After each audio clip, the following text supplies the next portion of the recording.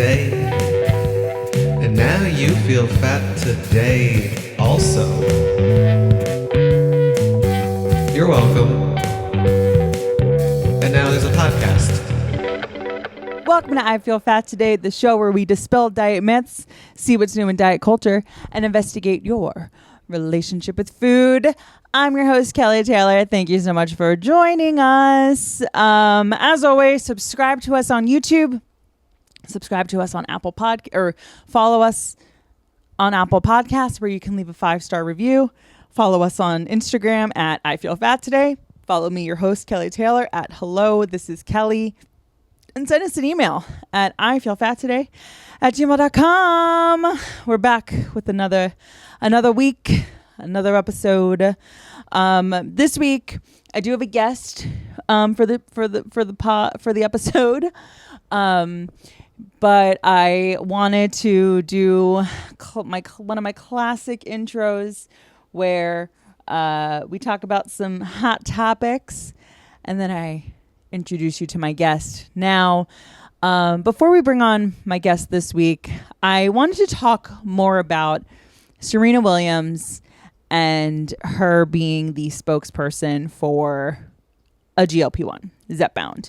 I mentioned it last week at the tail end of my episode where we broke down the Biggest Loser expose docuseries Fit for TV, which I don't really know if it was really an expose at all. Kind of told us a lot of information that we already knew.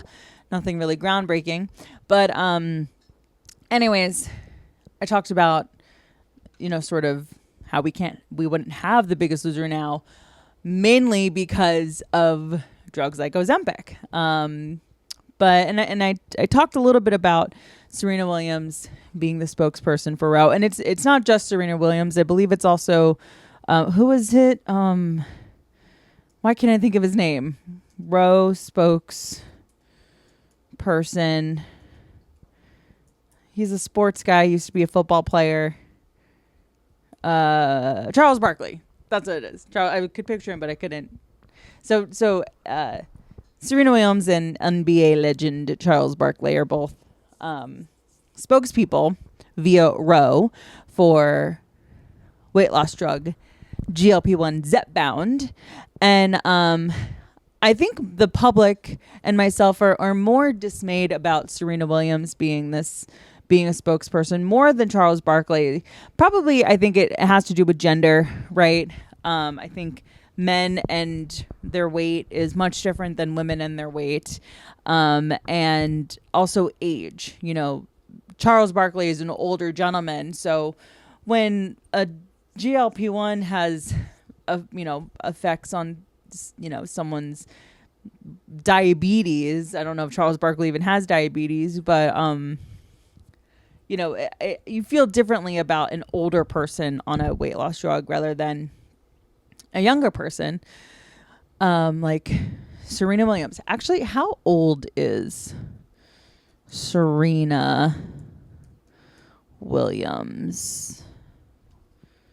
She is 43. Yeah, I figured she was in her 40s. So, also wanted to point that out. But I have an article from Healthline that I wanted to go through to talk a little bit more about Serena Williams. So, okay, so Serena Williams is opening up about her weight loss journey with GLP-1 medication Zepbound. The former professional tennis player is among other celebrities like Oprah and Kelly Clarkson who've started their weight management stories and who've shared their weight management stories and why they turned to medication.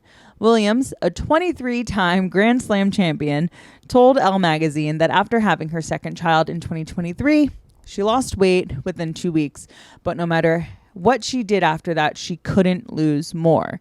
Every single day, I would get my 30,000 steps in. I ran and trained. Even after my first daughter, I never got back to the level that I wanted to be, which I mentioned this last week, but seems like that's where her body naturally wanted to stay.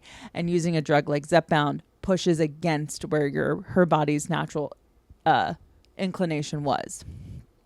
The weight she carried caused her to experience joint pain when she played tennis, she told Women's Health. I mean, is it valid? Yes. But it's also like, you know, sorry, gym teacher, I can't participate in class today because I have a contusion. You know that girl that always had a contusion and couldn't do gym every day. Williams began taking the GLP-1 medication in the summer of 2024 and then decided to stop. Then in 2025, she teamed up with the telehealth company Ro, which her husband Alexis Ohanan is an investor in and board member, to receive Zepbound. I wonder why she stopped the GLP-1 medication. I would love for them to have talked about that. But in a Ro sponsored Instagram post, Williams said that she lost 31 pounds while taking Zepbound, and she joins former NBA star Charles Barkley, who lost 65 pounds taking the GLP-1 in partnership with Ro. Serena Williams is such an inspiration to many, and I'm glad to hear she has spoken about this publicly. It's an important message. Scott Isaacs, MD, president of the American Association of Clinical Endocrinology, told Healthline. Williams faced scrutiny about her body. So Williams has faced scrutiny around her body her entire life. In her HBO documentary, Being Serena, one scene shows her coach talking with her about the need for her to lose weight. Fans have also commented on her body throughout the years, expressing both positive and negative sentiments. While Williams said she put a lot of thought into taking anti-obesity medication, she told Vogue that at this point in her life, she doesn't feel ashamed about letting the public know. Because also, what is the fucking backlash?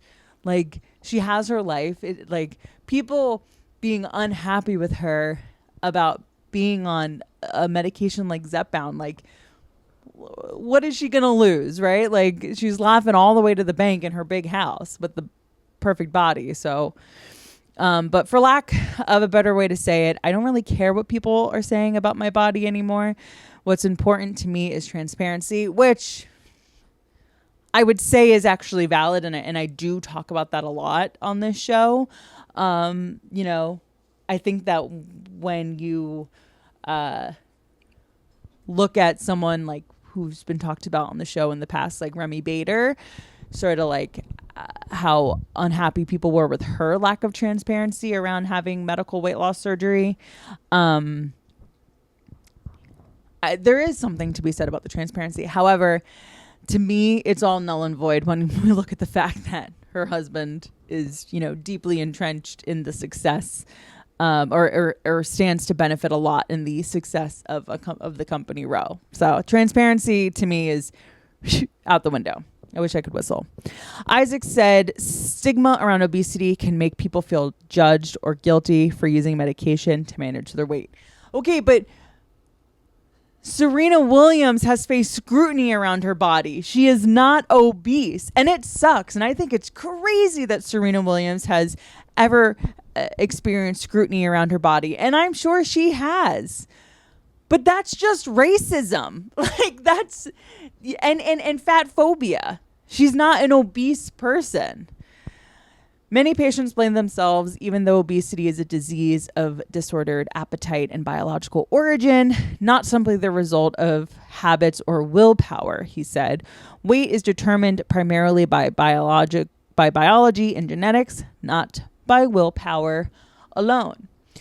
But taking anti-obesity medications isn't the easy way out, says Rebecca B. Kumar, MD, Senior Medical Advisor at Cornell University and Chief Medical Officer at Found, another medication company.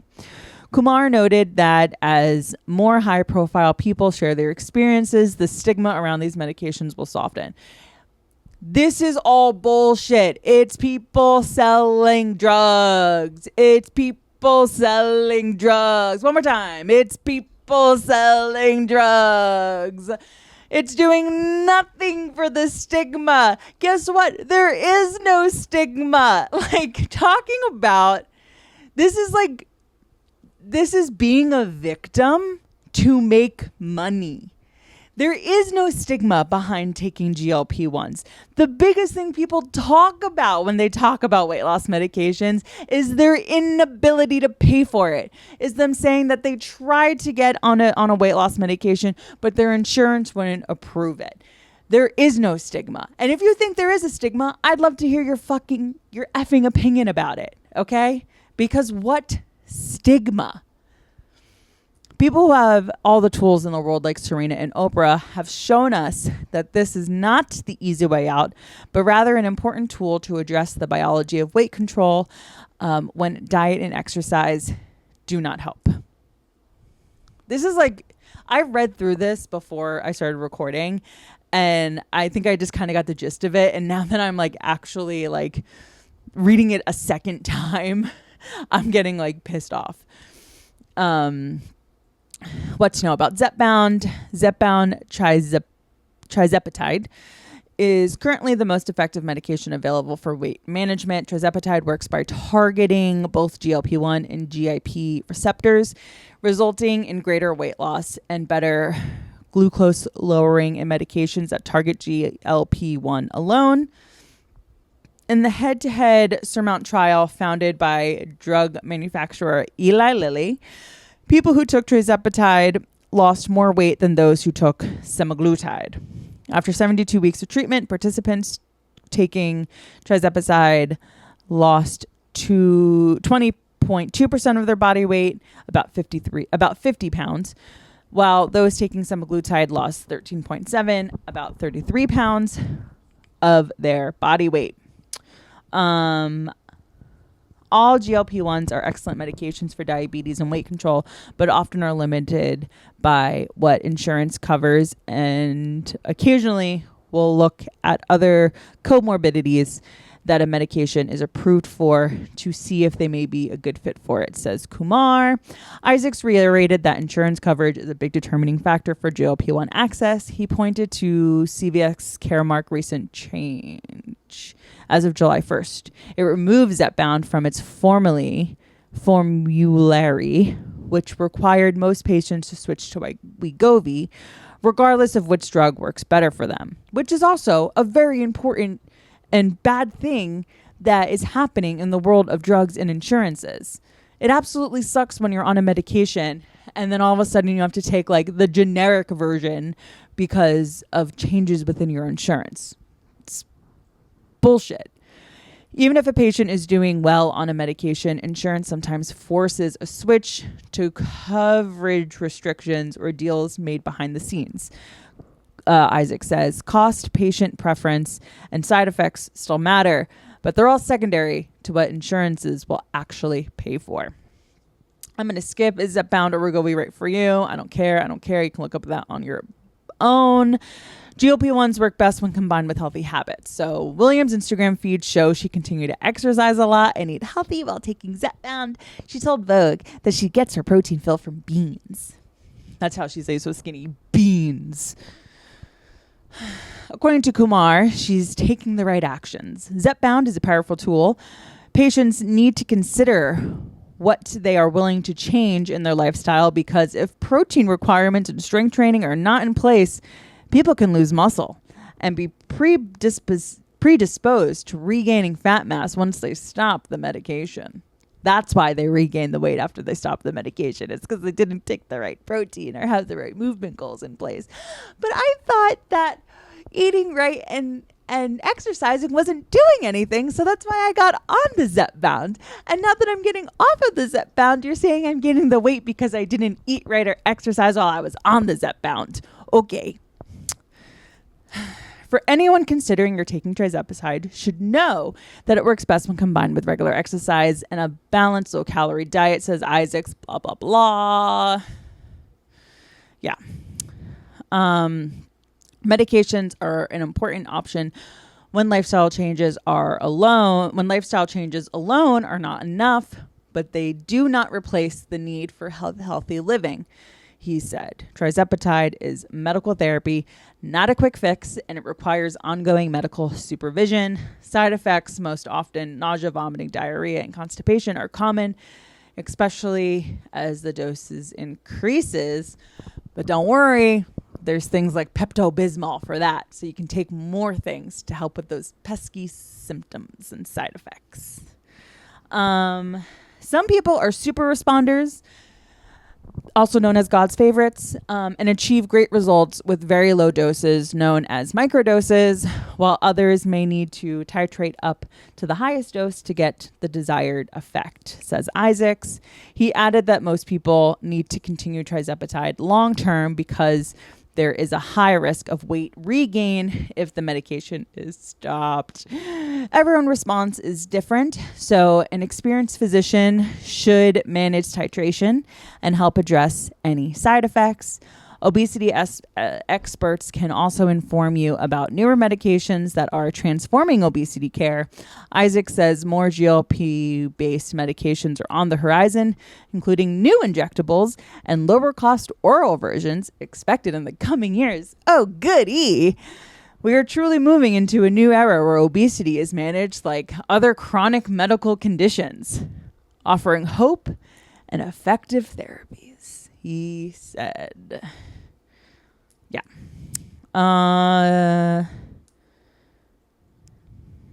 Cool.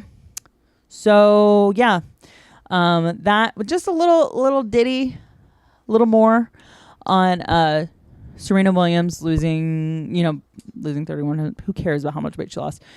Serena Williams being a spokesperson for Roe. I think it sucks. Sorry. I wish she did this quietly and then never talked about it again. You know, I listen, I get it. I saw this thing on TikTok that was like, you think you can hurt me? I was 160 pounds in 2003. Like, I get it. I was 160 pounds in 2003. But it still is, still sucks. Still freaking sucks.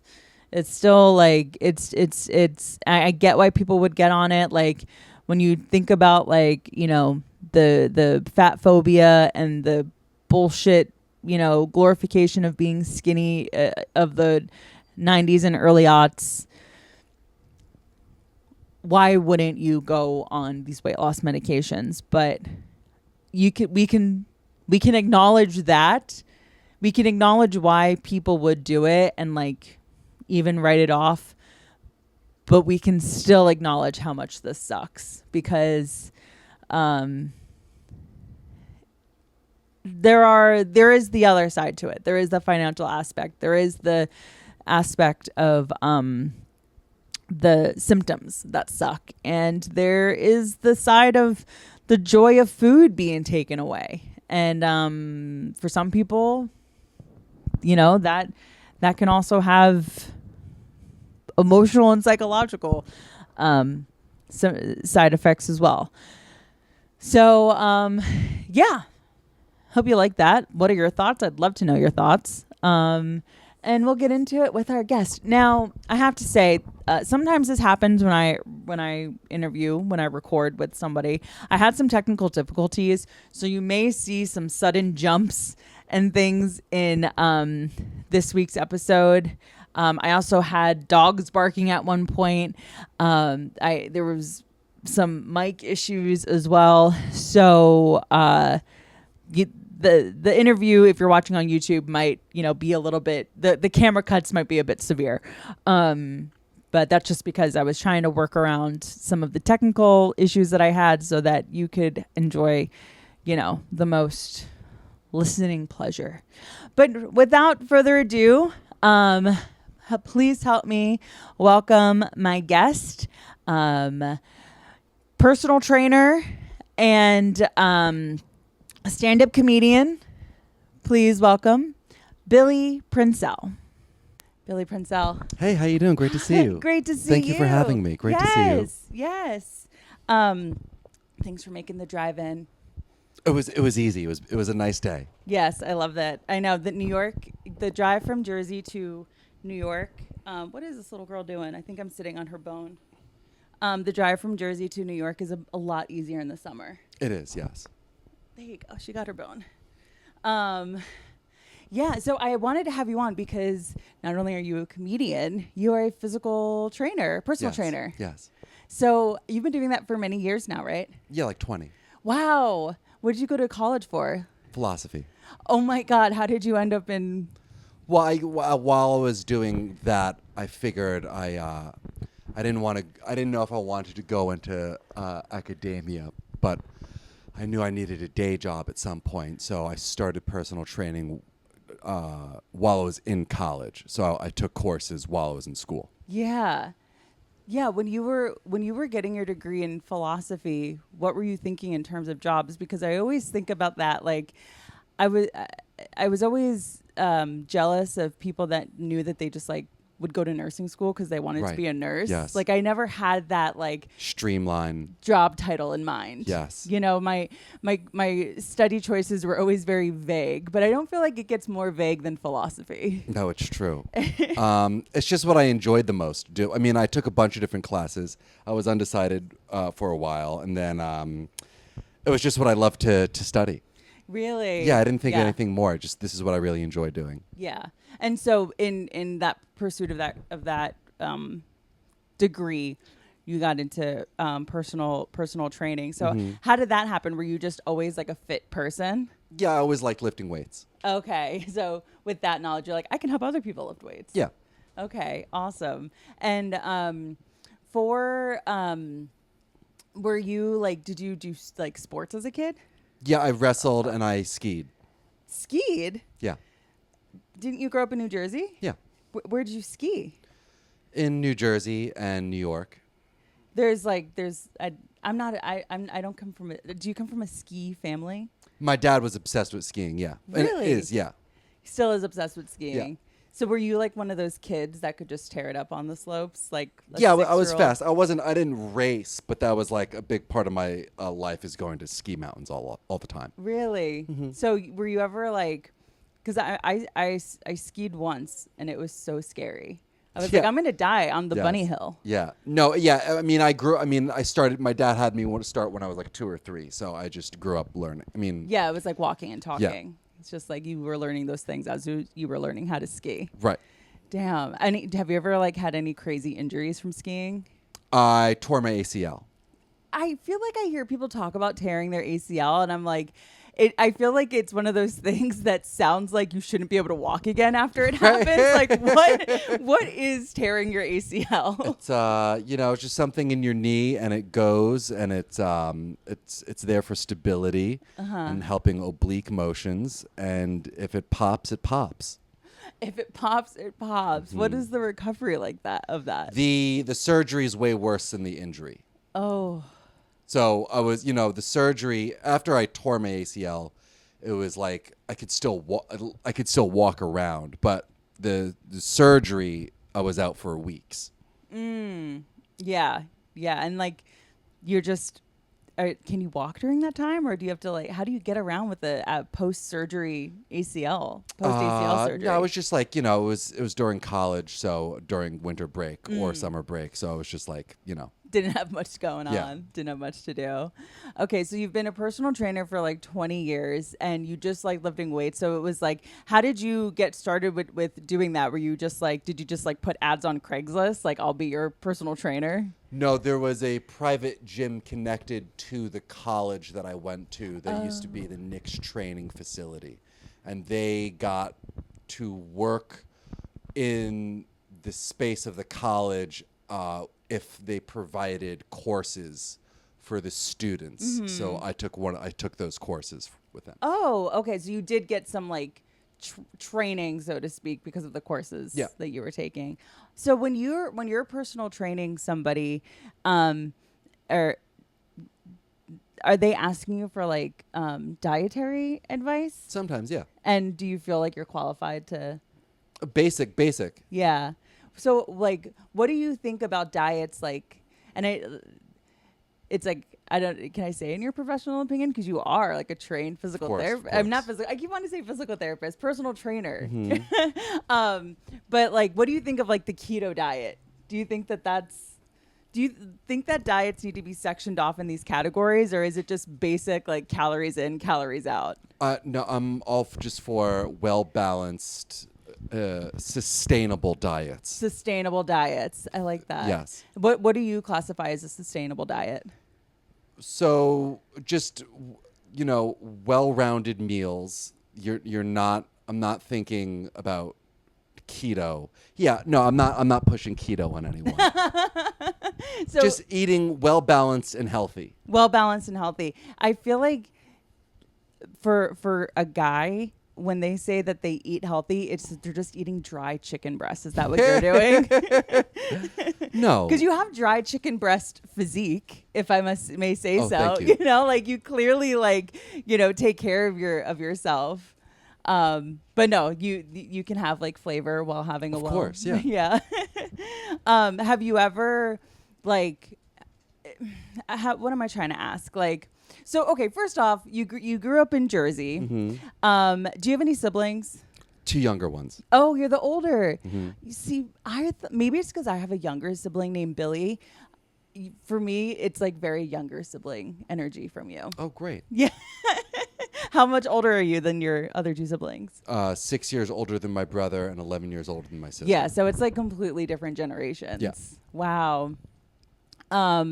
So okay, your dad was obsessed with skiing, so it sounds like your parents were kind of like physically fit. Yeah, but I mean, just not really. No, I mean just skiing. Just skiing, Yes. just the discipline of skiing. Yes, Okay. they're not pushing sports on me in any way. Yeah, yeah. And so, how did you just get into wrestling because it was like at your high school? Yeah, it was. There's something about how brutal everyone made it sound that I found appealing. Oh, so you like to do like hard things? Yeah, there was something about how awful everyone talked about it. I was like, I need to try this. That's kind of how I felt about pledging a sorority. Yeah. I was like, everyone's talking about like the pledge process being really hard, and I'm like, how hard could it be? Yeah. I'm watching the. You remember the show The Biggest Loser? Yes. So there's like a tell-all docu-series about it on Netflix, and one of the contestants was talking about how he wanted to apply for the show because he watched like he being like a 400-pound morbidly obese man, watching these fat people on this show do like the physical challenges, being like, I could do that. Right. So that was your introduction to high school wrestling, Right, just yeah, being like, I could do that. Give it a go. Totally. Did you have like a notable high school career, like with wins and stuff? No, it was average. Yeah, very average. Yeah. So you never, it doesn't sound like you ever like struggled with weight gain or anything. No. Did you ever struggle with wanting to like put on more muscle? Well, yeah, I mean, that's how I entertain myself, basically. Okay. It's just like what personal like markers can you set for yourself? Yeah. Do you do that with anything else in your life? Yeah. Like what? Well, I read a lot, so I'll be like, I want to read every Shakespeare play. Okay. Wow. I kind of get intimidated by people that read a lot because it's like you have so much knowledge in that head. No? It's just something to do. It's just something to do. Are you a TV watcher? No. You've always been a reader? I got into literature when I was like 25. Okay. Before that, it was just philosophy. You know what's interesting about you going into college for philosophy? Not many teenagers are into philosophy. I didn't get into it till I was like 19. Okay, but still, it's like, I guess, young adult. Mm-hmm. Yeah. Okay. So do you think that, with you, I'm sorry if I'm jumping around, just have these little questions popping into my head as we're chatting. Since you've been a personal trainer for 2 decades now, mm-hmm. have you seen what people come to you and like with their health goals? Have you noticed like trends in what people are trying to achieve? Like maybe there was an era where like people used to talk about toning a lot. Yeah. That was a thing. You don't hear toning anymore. No, now people want to be slim. Yes. Yeah, no fat. Yes, but when I first started, the thing was to be toned and to do exercises that promoted toning. Can you tell when you've been training someone for a while if they're not seeing the results that they want to see? Can you tell it's like that they're not like following a diet that they should be following, or like? Yeah, but I mean, My niche is older women. That's who I usually train. How did you fall into that niche? I just started doing senior citizens classes, and then it's just usually the older women who join the gym. And so the senior citizen, like, were they classes at the Senior Citizen Center? Mm-hmm. Wow. So how, like, that's like 70 plus, 75 plus? Yeah, my oldest client's 102. Really? Yeah. And she's still active? She's wonderful. She can do 2-minute planks, and she does 85 pounds in the leg press for 15 reps. Wow. I have a 90-second plank on my vision board for the year. Oh, that's wonderful. 2-minute planks at She does 2-minute planks, yeah. That's hard-bodied. It is. Damn. So do you think that you can kind of like get into fitness at like any age? Yeah, I didn't start with her till she was 97. Really? Yeah. And when I started with her, she couldn't do a 30-second plank. So, yeah. I can't even picture a 97-year-old just like starting exercise. Like, Well, she was always physically active. It's not like Yeah. she was sedentary, right. but not formal training. Yeah. That's so awesome that like your niche is older women, and the fact that you like what does a class for senior citizens entail? It's a lot of balance work and things that can be done on a chair. Okay. Yeah. That would be like, it probably already exists in many different varieties, but like that'd be a great YouTube series of like yeah. senior citizen Right. exercises, you Right. know? And Yeah. it would legitimately be exercises that I'd probably watch those videos and do. Because like, I don't know, I think that diet culture and like all these different kind of like exercise fads make us think that like it has to be a certain kind of exercise, Right. you know, where really I've learned about myself that the only aspect of exercise that I really need in order for me to see results is having there being like finances on the line. So if, Right. like if I sign up for a class and they're going to charge me because Right. I don't show You up, have to get your money's worth. I have to get my money's worth. So I Right. have to show up. But like, that's really it. Other than that, it's like going for an hour long or a 30-minute long walk even is that's better wonderful. than like doing nothing. Yeah. It's just about regularity and movement. Regularity and movement. Yeah. Yes. Yeah. Do you have a certain kind of exercise that you like more than others? With them, yeah. Well, it depends on them because all of them have their own little injuries. Right. Or a lot of them do. Yeah. Just through like being old. Mm-hmm. What are your favorite exercises to do with the senior citizens? Having them try to stand on one leg for a second and then down, and then a few stretches, and then squats. And bird dogs. Something I learned about myself when I was young is that I didn't know how to do a squat. Yeah. People don't know how to do squats. Well, you can also, there's a lot of overthinking it. Yeah. I was doing this thing where for some reason, anytime I went to go down into a squat, my toes would stand up. Yeah. And it's like, no, you have to focus more on your like weight in the, like with your toes on the floor. Yeah. And like I was giving myself shin splints. Oh, damn, I'm because sorry of- about that. I mean, I was a teenager, so it's all worked out by now. How long have you been doing stand-up? Since 2009. Oh, long time. Have you ever lived anywhere else besides Jersey and done stand-up? Well, Brooklyn and Manhattan. Oh, I didn't know you lived in the city at one point. Yeah. Okay. How long did you live in the city for? Sorry. Probably like 10 years. 10 years. Why did you go back to, did COVID bring you back to Jersey? Mm-hmm. Really? And then you just like stayed? Yeah. Yeah. When you were, so obviously when you were living in New York, you were being a personal trainer here. Mm-hmm. So was that also to senior citizens or was that to? Well, yeah, I mean, I've always, it's not like I just do senior citizens, but that's just more my niche. Yeah. Yeah. I feel like the training for like a New York baddie is much different than training for a senior citizen. Oh, yeah. Yeah, but I mean, it's just young, fit people generally don't hire trainers. Yeah, that's true. And with like things like YouTube, people are working out at home. Yeah. You know, they're not necessarily going to a gym. I find that have you ever taught, well, besides the senior citizens, like group fitness classes? Yeah. Like a Barry's class or anything like that? What have you done any of those like like berries or Pure Bar? Like, have you taught those kinds of classes? Yeah. Yeah, young people don't pay for personal trainers, but young people love a group fitness class. Yeah. Yeah, I feel like when you have a skill like what you do, it's a good way to make side money. Yeah. Is it hard doing it like to make money full time? Like, can you do that with 40 hours? Yeah. And really? Yeah, if that's what you want your focus to be, yeah. I had a friend that I had like a lot of New York friends I didn't have after the pandemic. This was a pre-pandemic friend who was trying to do the personal trainer thing. And he was just running all around the city trying to meet someone like on the Upper West Side or down in Financial District, like to go to their apartments to like be their personal trainer. Oh, he was doing privates? Yeah. Yeah. And you've done that? Yeah, I mean, when I first moved to the city, I would do private sometimes.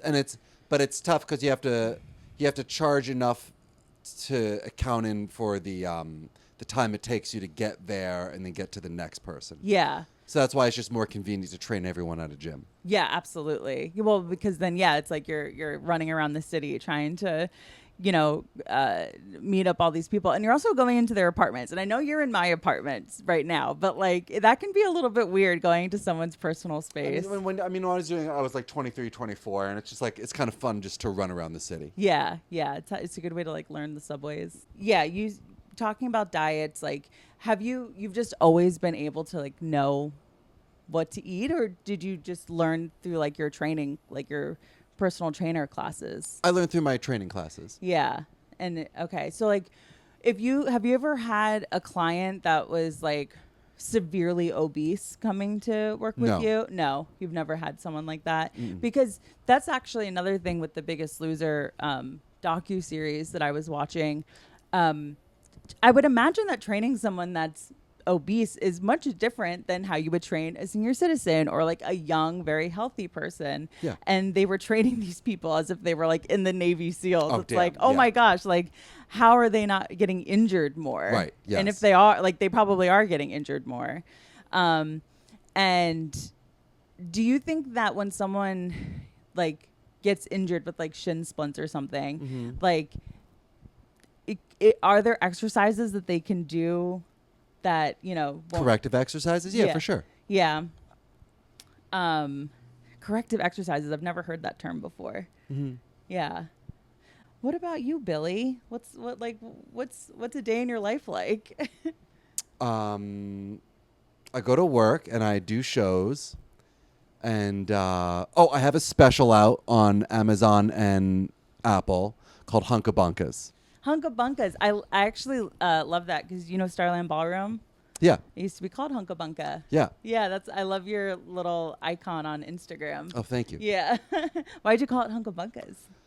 It just starts with my first kiss, and it was at Hunkabunkas. It was at Hunkabunkas? It was, yes.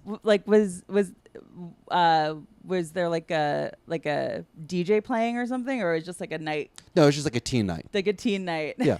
Teen night at Hunkabunkas. Yes. Oh wow! Did you go to teen nights a lot as a kid? Yeah. Yeah. I mean, in high school, that's something we do probably like once a month. Yeah. Well, because once a month there'd be teen nights Yeah. at the adult clubs. Yeah. I was always too scared to go to teen nights. I was like, that feels too adult. Oh. I mean, the alternative was no, it's just they were so much fun. They were a lot of fun. Yeah. They were great. I mean, I loved VFW dances. What's that?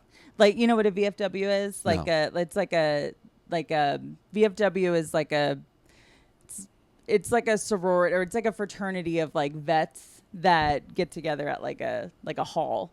Oh, that's cool. Yeah, and like, I had a Sweet 16 at a VFW. Oh. And they would have like, dance nights there. But Very like cool. to be at a place that serves alcohol, no, that's too scary. Oh, yes. Yeah. Were you like a kid that partied? Like a teenager that partied? Not really. I mean, I did not party, but I didn't like get fucked up a lot. Yeah.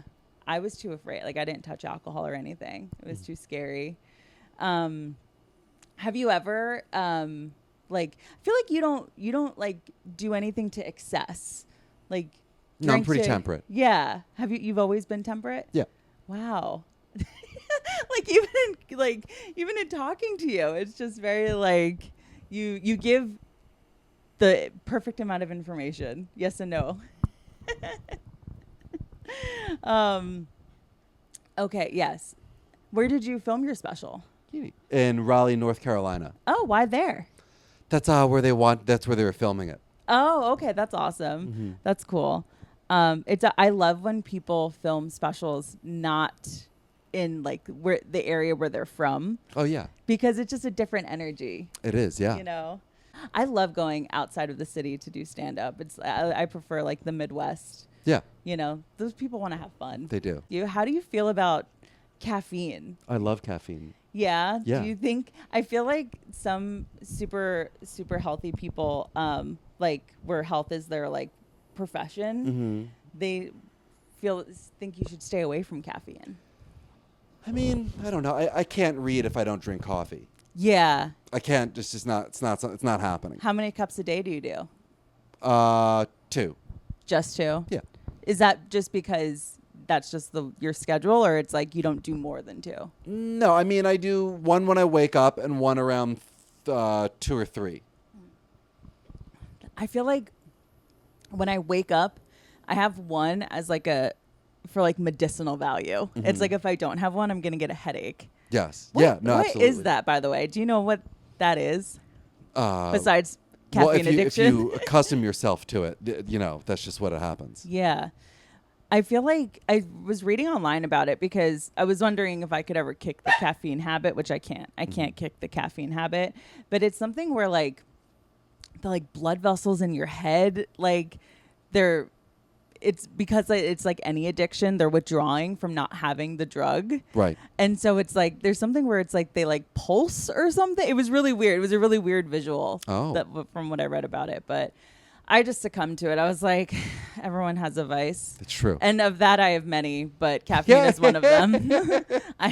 Finny loves you. I knew Finny would like your energy. Really cute. I know. I love, like, you have such a calming energy.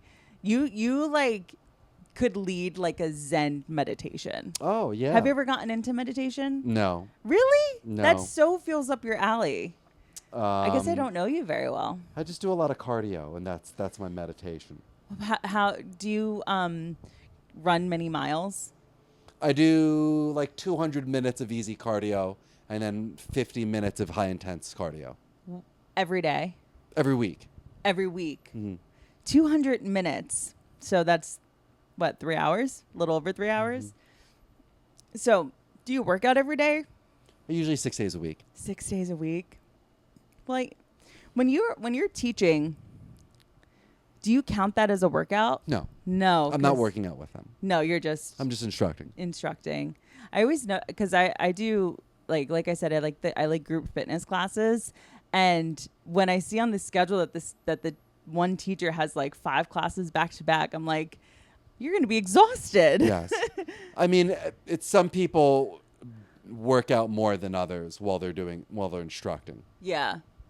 Yeah. It's totally up to you. Mm-hmm.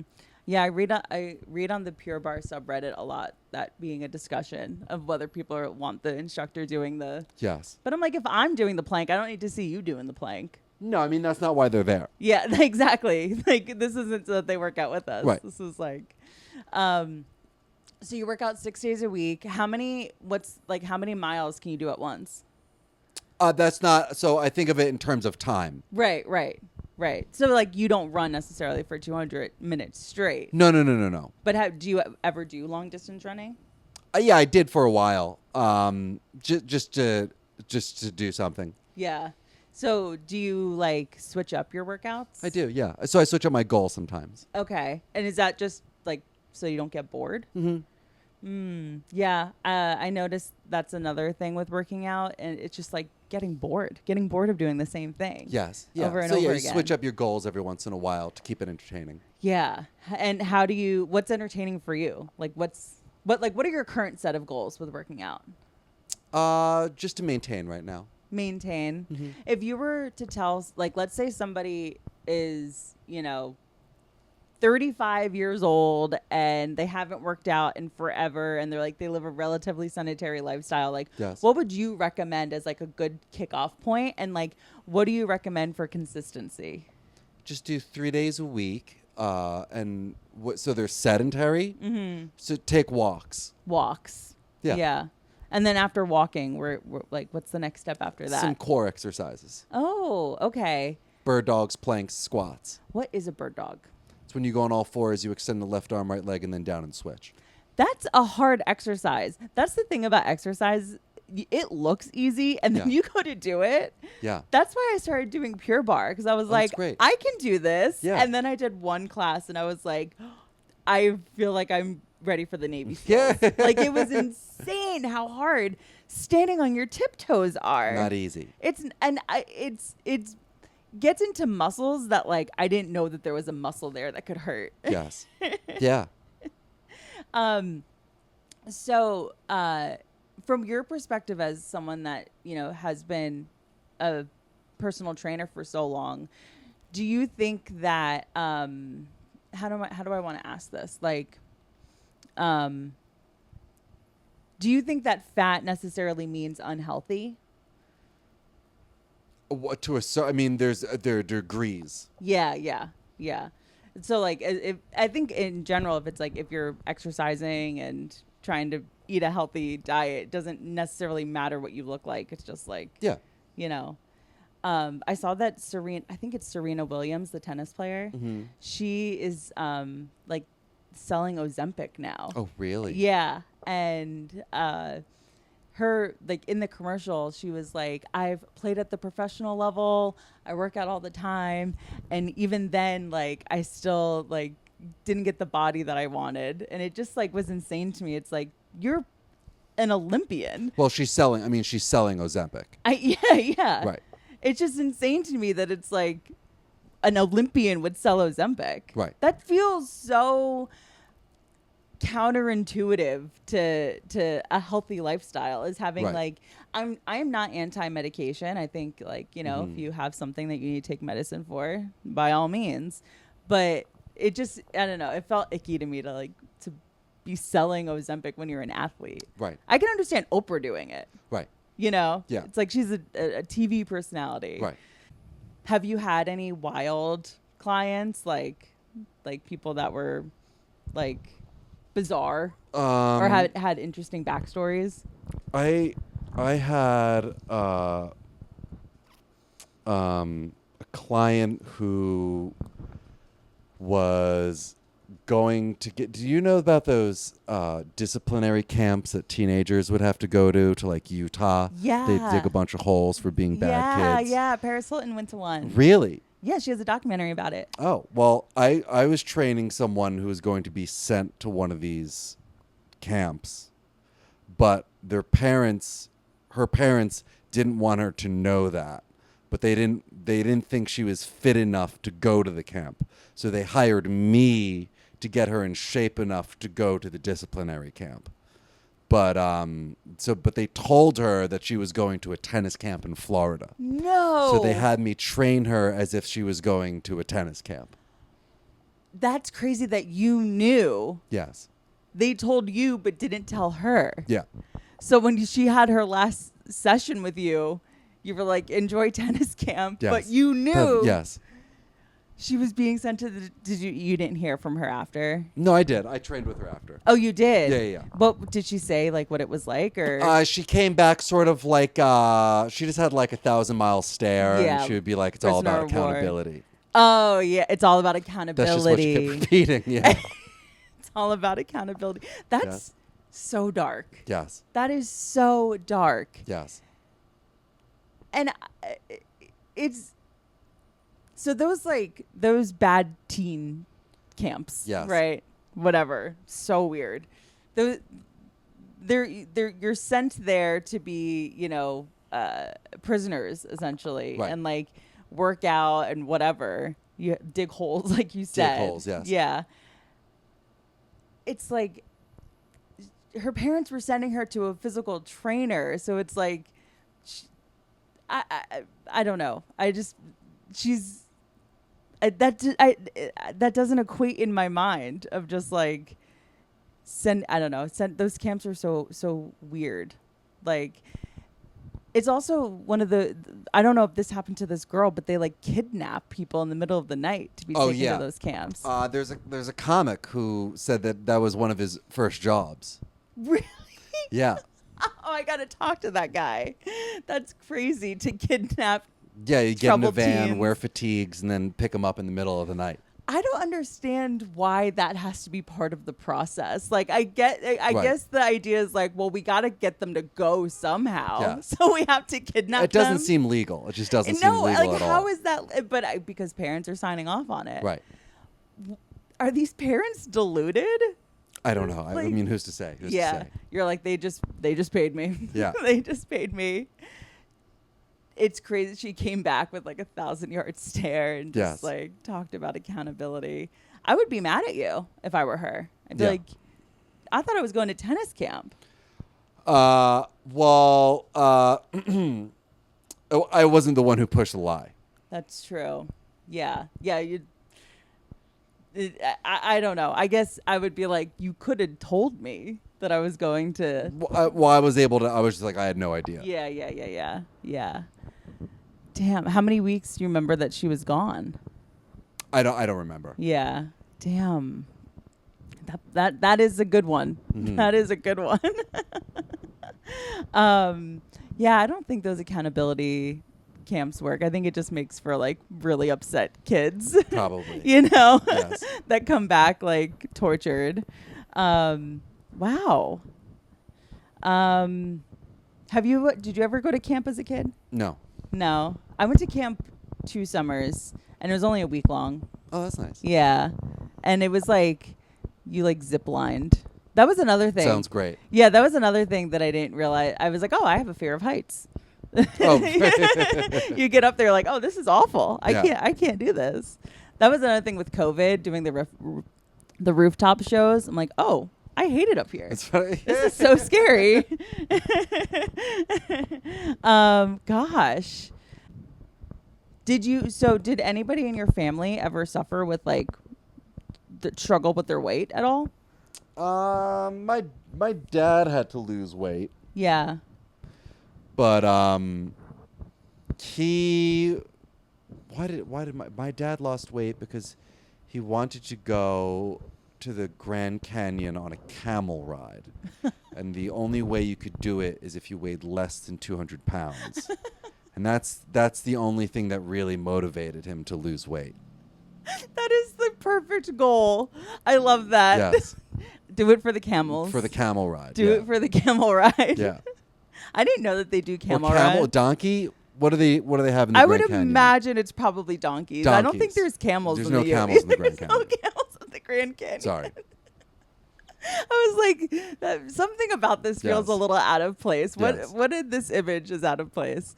And so like, do you come from like a family of eaters? Like when my one friend talks about when she goes to her mom's house, like her mom will cook dinner. It's like, this is a portion for one person. This is supposed to feed 5 of us. That's like, funny. whereas at my house, it's just like so much food. Right. Like you can't even see straight. There's so much That's food. great. What kind of house do you come from? There's a lot of food. Yeah. Yeah. Yeah. What's your favorite? Your favorite book that you've ever read? I really enjoyed The House of Mirth by Edith Wharton. What's that about? It's about a 28-year-old woman living in New York City, and she's hot, but she realizes that her beauty is going to fade soon, and so she's trying to secure a husband. I love that. Yeah. I feel like that's, that's the kind of genre I like to read about. Just a woman afraid she's going to lose it. Yes. And lose everything. Well, tell us a little bit more about your special. It's was filmed in Raleigh, North Carolina with Riza Comedy. They were wonderful. And it opens with dating stuff and some personal stories. And then I talk about, I end with aesthetics. Aesthetics, like personal. Just like no, not my personal aesthetic, but just looks. Yeah. I can't wait. Is it out now? Mm-hmm. Oh, and it's you said it's on Amazon. Mm-hmm. Okay, I'm gonna definitely check it out, and I'll link it in the description for people to find it. Yes. Like, have you ever done like a master cleanse? No. No. What do you think of those? Dumb. Dumb. Don't do it. Yeah, I don't. I'm not for anything extreme. Yeah. What is actually happening to the body when you do a cleanse? I don't know, but it's behaviorally, I don't think it promotes health. Yeah. Because it's an extreme mindset. Yeah, and diet culture is all about extremes. Yeah, well, I would say that it's best to be moderate about everything. That's the key to sustainability. Yeah. I know, which is like I'm an all or nothing person, and until I got out of that mindset, Right. I was like it was just these high highs and then these low lows. Right. Just like I'm on top of the world, and it's like I'm a piece of shit that can't do anything. Right. It's awful. Yeah, so you just want to do things that are sustainable to prevent yo-yoing. Yeah. Do you have clients that deal with yo-yoing? Not really now because no, I don't. I mean, I used to, but not now. Yeah. I feel like I've never worked with a trainer, and one of the main reasons why I haven't is because I don't want to stop going to them, Right. and then gain a bunch of weight and then come back and have to be like, I'm back, I'm back, back for your business. Well, geez, thank you. I didn't know that a 102-year-old person has the ability to work out at that level. She sure does. I mean, damn. She's inspirational. She's really wonderful.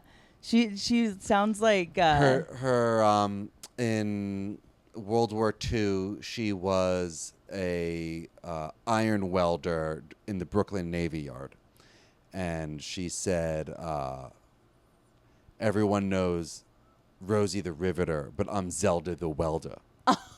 My gosh, icon. Mm-hmm. Yeah, she was reminding me of like Ruth Bader Ginsburg, because Ruth Bader Ginsburg worked out a ton. She did. She had a personal trainer. I watched her documentary. Nice. On a plane. Nice. I feel like that's where you should watch a Ruth Bader Ginsburg documentary, is on a plane. Yeah. certain like any Blake Lively movie, that's a plane movie. Yes. I'm not gonna sit on my couch and watch a Blake Lively movie. That's a plane movie. Well, thanks for coming on. Thank you for having me. Yeah, tell people where to find you.